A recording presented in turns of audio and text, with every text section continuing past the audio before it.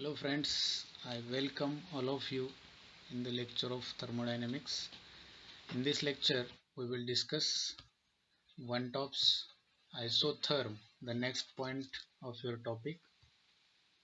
So we have derived the equation about this one top isotherm in our last lecture. In this lecture, we will consider only one equilibrium box instead of one tops two equilibrium boxes. So that is the main point of this topic. Now we'll see what is the general description. The maximum work can be obtained in gaseous reversible reaction can be determined by one tops equilibrium box. जसं आपण पाठीमागच्या lecture मध्ये one top न दोन boxes use केलेले होते, तर या लेक्चर मध्ये आपण काय बघणार आहोत, वन टॉप न एकच इक्विलिब्रियम बॉक्स यूज केलेला आहे आणि त्याचे इक्वेशन डिराइव्ह केलेलं आहे. मॅक्सिमम वर्क साठीचे हे इक्वेशन आहे. आता जेव्हा आपण टू बॉक्सेस वापरलेले होते त्यावेळेस ही कंडिशन आपण बघितली होती. When the reaction system is at equilibrium then the free energy change that is delta G is 0. जेव्हा रिएक्शन ही इक्विलिब्रियमला असेल त्यावेळेस गिब्स फ्री एनर्जी चेंज हा किती असतो, 0 असतो. पण दुसरी कंडिशन अशी आहे की ज्या वेळेस जर का रिएक्शन सिस्टम इक्विलिब्रियमला नसेल, see here, if the reacting substances are not at equilibrium but by using a certain arbitrary partial pressure, then there is a definite free energy change as a result of conversion of reactant to product. म्हणजे A plus B is in equilibrium with C plus D he reaction होती. त्यामध्ये जर का reacting substances equilibrium कंडिशनला नसतील तर नक्कीच A आणि B चं कन्वर्जन C आणि D मध्ये होत असतं. तर त्यावेळेस डेल्टा जी हा काहीतरी फिक्स व्हॅल्यू या डेल्टा जी ला असते, म्हणजेच 0 नसते. ही कंडिशन इथं तुम्ही बघू शकताय, delta G is not equal to 0. So that is the most important condition. Then this can be obtained by considering only one equilibrium box instead of two as shown below. तर आपल्याला दोन बॉक्सेसच्या ऐवजी फक्त एकच बॉक्स या ठिकाणी consider करायचा आहे. आपण डायग्राम मध्ये बघू शकतो. See here, equilibrium reaction is in the box. So now you can see here, this is the box. Instead of two, we are using now only one box. So there are four arrow indicating four substances A, B, C, D, from which AB is the reactant and CD is the product. Reaction is in the box, that is nothing but this one. A plus B is in equilibrium with C plus D. Now you can see PA, PB, PC and PD. Here is PA, PB, this one PC and this PD. So these all are the arbitrary partial pressures. म्हणजे हे आपल्याला फक्त consider करायचे. It is the arbitrary, not real one. It is imaginary. Then PAE, PBE, PCE, PDE. So E is used for equilibrium. So it is equilibrium partial pressures of component A, B, C and D. So this is the box. Now by considering this box we have to derive the equation. Now see here, the process again is consist of 4 steps and it is again carried out at isothermal and reversible process. So it is carried out at isothermally and reversibly as below. So 1 mole of reactant A at arbitrary partial pressure PA. जर का 1 मोल consider केला A चा तर त्यावेळेसचा arbitrary जो pressure असणार आहे तो PA असणार आहे. and if it is transferred through the wall permeable to A, म्हणजे A ला परमिएबल असणाऱ्या वॉल मधनं हा जर ट्रान्सफर केला तर त्यावेळेसचा फ्री एनर्जी चेंज काय असेल. You can see here same equation आपण पाठीमागच्या लेक्चर मध्ये बघितलेलं आहे, तेच इक्वेशन येत आहे. Delta G A, A is for substance A, RTLN final upon initial. So final pressure is here PAE, that is the equilibrium pressure divided by arbitrary pressure, which is you can use here PA. So in this way the first equation will be delta GA. Now the second equation will be for delta GB.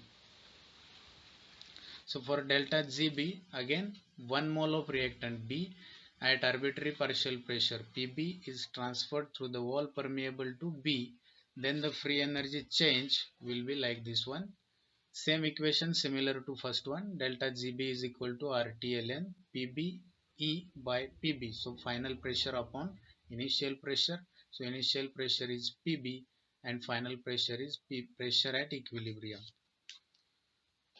Then similarly products are withdrawn. Now जसं आपण A आणि B हे insert केले किंवा ए आणि बी च्या बाबतीत आपण एक कंडिशन ठेवली, ट्रान्सफर केलं, तसं आता काय करायचंय सी आणि डी च्या बाबतीत विथड्रॉ करायचं आहे. At the same time process will be again same, it is isothermal and reversible process. At that time the change in product will be, or change in free energy will be like this one. You can see here, if 1 mole of product C at arbitrary partial pressure Pc is withdrawn, not transferred, now it is withdrawn from the box through the wall permeable to C, then the free energy change is same equation. फक्त change काय होईल, final upon initial. त्यावेळेस final काय होतं तो बघायचं आणि यावेळेसचा final बघायचं.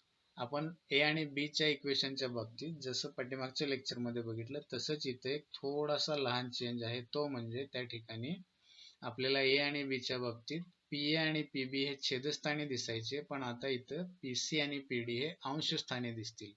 म्हणजेच फायनल आणि इनिशियल कंडिशन कशामुळे बदलेल, तर त्यावेळेस आपण त्या ठिकाणी ट्रान्सफर करायचो, आता मात्र आपण गॅसेस विथड्रॉ करतोय. कुठून, walls permeable to the C and D. So in this way two equations we have obtained. 1 mole of D is removed from the box, that time RT ln PD by PDE, आणि C च्या equation मध्ये RT ln PC upon PCE. तर असे एकूण 4 equation आपल्याला इथं भेटत आहेत. आता या चारही इक्वेशनची बेरीज आपल्याला करायची, आपण पुढच्या स्लाइड मध्ये ते बघणार आहोत. See, the net free energy change will be sum of all the above four terms. म्हणजे या चौघांची बेरीज असणार आहे, delta G A plus delta G B plus delta G C plus delta G D. तर हे चारही इक्वेशन ठेवल्यानंतर कसं इक्वेशन तयार होईल बघा. ए ची किंमत ठेवली RT L N P A by P A PBE by PB. तसंच इथं मी ब्लॅक कलरनं दाखवलेलं आहे कारण हे विड्रॉ केलेलं आहे आणि हे ट्रान्सफर केलेलं आहे. ए आणि बी ट्रान्सफर, सी आणि डी विड्रॉ. तर त्यावेळेस या ठिकाणी चेंज झालेला आहे पीसी अपॉन पीसीई आणि पीडी अपॉन पीडी. आता लॉग इथं या ठिकाणी यूज केलेला आहे नॅचरल लॉग आणि बेरजेचं चिन्ह आहे, त्यामुळं बेरजेला आपण लॉगच्या नियमानुसार गुणाकारात लिहू शकतो. त्यामुळे अंशस्थानी कोण कोण आहे बघा, पीएई, पीबीई, पीसी आणि पीडी. तुम्हाला या ठिकाणी इक्वेशन मध्ये दिसेल पीएई, पीबीई, पीसी आणि पीडी. छेदस्थानी कोण कोण आहे, PA, PB, PCE, PD. So PA, PB, PCE आणि पीडी. मी ब्लॅक आणि ब्ल्यू कलरचा वापर केलेला आहे. So this will be the equation. आता या इक्वेशन मध्ये पुढची स्टेप्स करत असताना तुम्ही इथं बघू शकता, पुन्हा एकदा एल आहे, नॅचरल लॉग आहे, पीसी पीडी अंशस्थानी आहे, पीए पीबी छेदस्थानी आहे, म्हणजे अंश भागिले छेद. So this quantity will be, I will use here pen. या ठिकाणी तुम्हाला जी क्वांटिटी दिसते ही पीसी आणि पीडी आणि इथं पीए आणि पीबी. तर अंश आणि छेद दोन्ही बरोबर आहेत, त्यामुळे ही क्वांटिटी आपल्याला पॉझिटिव्ह घ्यावी लागेल. तसंच आता जर आपण पीएई आणि पीबीई जर घेतलं भागिले छेदस्थानी पीसीई आणि पीडीई घेतलं तर ही सुद्धा पॉझिटिव्ह असेल. पण जर का मला पीसी आणि पीडीई ही वर घ्यायची असेल या ठिकाणी अंशस्थानी, आणि पीएई आणि पीबीई जर मला छेदस्थानी घ्यायची असेल, तर त्यावेळेस मात्र आपल्याला इक्वेशन मध्ये थोडासा चेंज करावा लागतो. फक्त मायनस सिम्बॉलचा वापर त्या ठिकाणी आपल्याला करावा लागेल. तर एवढाच चेंज आपल्याला त्या ठिकाणी करता येईल. पुढच्या स्लाइड मध्ये आपण तो चेंज बघूयात. पीसीपीडी आणि पीएपीबी आपण अंश छेद दाखवू शकतो आणि पॉझिटिव्ह क्वांटिटी घेऊ शकतो. सी हिअर, या ठिकाणी तुम्ही बघू शकताय PCPD divided by PAPB minus RT LN PCE आणि PD. I will take again laser point, then you can understand easily.